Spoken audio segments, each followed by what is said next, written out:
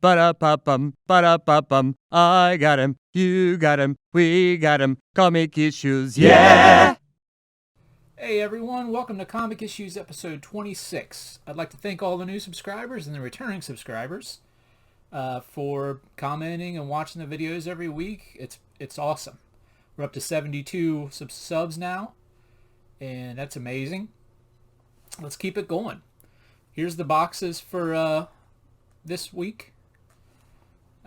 Put your comment down below, pick a letter and a number, and we'll put it on the wheel. This week we have 7 entries on the wheel, which is great. I think we doubled from the last episode. Got a new light and it's bugging me. My other light just broke, and jeez, I hate this thing. Anyways, let's spin this wheel. Here we go. Spinning. Alright, look at all those numbers go. It's awesome. So good. What do we got here? D7. D7 wins it. So, D7, let's get the comic out, see what it is. Be right back, guys. So we got the comic out. Right there she is, in this awesome envelope. Gotta say something about it every time, because, man, I love the Ninja Turtles. Let's see what it is. Ooh. This is Cemetery Beach. There it is. And this is number 3. Cemetery Beach number 3. And I think this is an homage cover. I'll have to look it up to see what it's an homage for. But I'll get back to you. I don't know anything about this. It's by Image. Let's get into it, guys. So that was an okay issue. Just surprising. It's written by Warren Ellis. And Warren Ellis is usually really great at storytelling and everything. It might be just this issue, but it seems like this issue he phoned in. And we'll go through why I think that here as we go through the comic. Anyways, Warren Ellis has done like nearly 1,200 issues.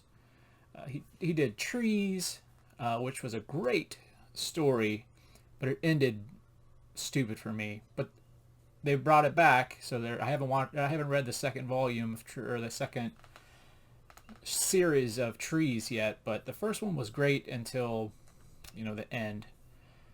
He did Batman's Grave and X-Men. He's pretty much wrote for everyone. The art's done by Jason Howard. He's done about 160 issues. He's primarily Image Comics.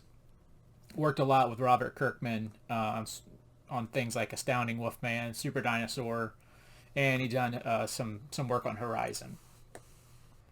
I thought I knew what the comic was. I didn't want to say it unless I was real sure. So it's an homage to Akira. So there you have it. Check them out side by side. So our story starts with a lady here. I don't know her name. I never get her name, so all I know is that she's here and she's throwing a grenade, it looks like, and her hair is pierced. She's got 3 big old rings right in her hair. It's pretty cool. And so there's not much dialogue here in the first like 10-15 pages, so it's going to go by pretty quick. And that's why I think he phoned this one in, kind of, unless he just wanted a big battle. So I guess that's what it is. But anyways, she throws the grenade. It lands in the middle of all these soldiers, and here we see 2 guys, fighting about who's going to throw themselves on it.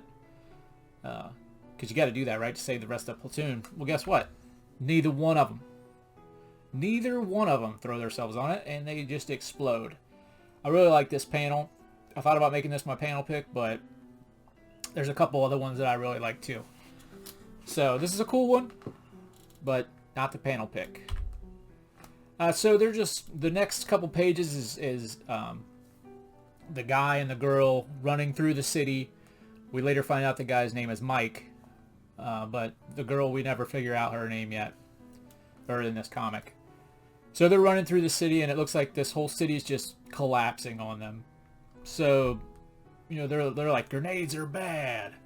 And they get to a locked door, and she's trying to open it up, but Mike's running behind her, and he blasts through the door, just dives right through it. They jump out of the building, and it just collapses right behind them. Whew. Lucky them. But right when they fall, they happen to fall on their backs, and straight up, what do they see? A spaceship looking for them. And I guess this city's walled in. You've seen it in that last picture, last couple pictures of the picture where the city's all, or that explosion's all going across the city. There's a wall there. So I guess these people are not supposed to come on the other side of the wall. The people up in that helicopter thing, and she's asking, you know, why they must really be mad to be here, you know, to break the boundaries. And Mike's like, 3 options here. Either they want us both bad, they want me even though they don't even know who I am, or they really don't like you. And she picks the first one. She's like, she wants us both. So I guess they don't know who this person is. I don't know how Mike gets all into this, how this battle started. But here we see my panel pick. While they're looking up at the helicopter, there's these gnarly looking mutant things here. Look at that one. It's got some dangling boobies. And little baby on its shoulder. Yeah, man, they look real cool. I like that a lot. This art kind of looks like Tokyo Ghost. If you know what Tokyo Ghost is, I think it looks like Tokyo Ghost. Even the color palette's kind of like Tokyo Ghost. I don't know if Jason Howard did that or not, but kind of looks like it to me. Kind of like Haunt too. If you ever read Haunt, that was a real good series up until Todd McFarlane and Kirkman, not Kirkland's, Kirkman stopped doing it and traded it off to the new people, and then it went downhill from there for me.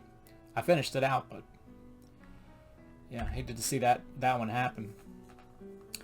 So the things start jumping and trying to attack them, and they got these little bags on them, right, that are attached to tubes. So she shoots one, nails it, and that thing just explodes. But here we see it wasn't a baby. It's a little dude. He's got a knife. He's ready to rock. And the other one has a gun. Crazy. So while, you know, the ones are burning from her doing that, Mike jumps up and kicks this other one in the back and lands on its head and starts to rip its helmet off. And here you see it's a person. It's some kind of like deformed android person. And you're like, oh man, maybe he's a slave. And Mike's like, what the hell happened to you? The guy says, I feel great. So they're not slaves. They did this to themselves.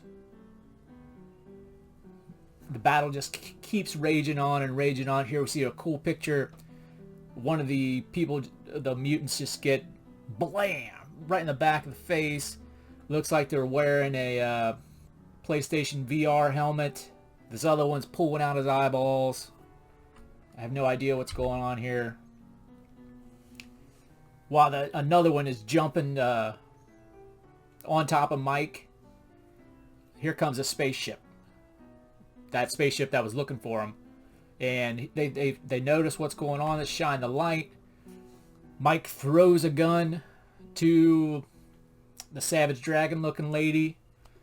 While that's happening, he's got another gun down in his holster.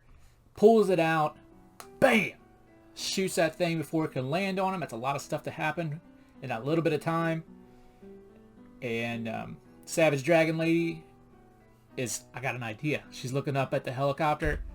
She goes over to one of the bodies, rips out his rib cage, one of his ribs from his rib cage, ties this rope around it, slings it up on the helicopter thing, spaceship, flips around, blam, blam, blam, blam, blam, destroys everybody on the thing, and takes over the helicopter thing. Picks up Mike. Mike's like, how these things fly? So that's a big hint. Why does Mike look different from Savage Dragon Lady? And why does he not know what's going on here? And it's because he's from Earth, and this is from the other time, or the old time, or something like that is the name of this place. So she's saying seep gas and hot rocks, and Mike doesn't know what the hell seep gas and hot rocks are. And she's like, it's little chunks that you pull out of the ground. They're like little batteries or generators. They're all over the place. This place just breeds food and free energy, and somehow they've mucked it up. She said it's hard to grow anything here, but most of our toilet waste goes into making soil, but powering machines is easy. Once we work out seep gas, we converted most of our vehicles for flight. This was going to be my panel pick.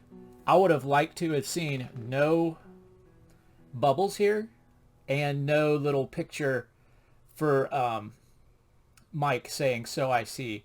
I think this would have been a really good picture to kind of give you some backstory, like a little bit of backstory about this. This guy, he's probably going to come up in the next comics and be like a big foe, this sniper guy here. So, yeah, I would have really liked to see that just be plain with the helicopter thing.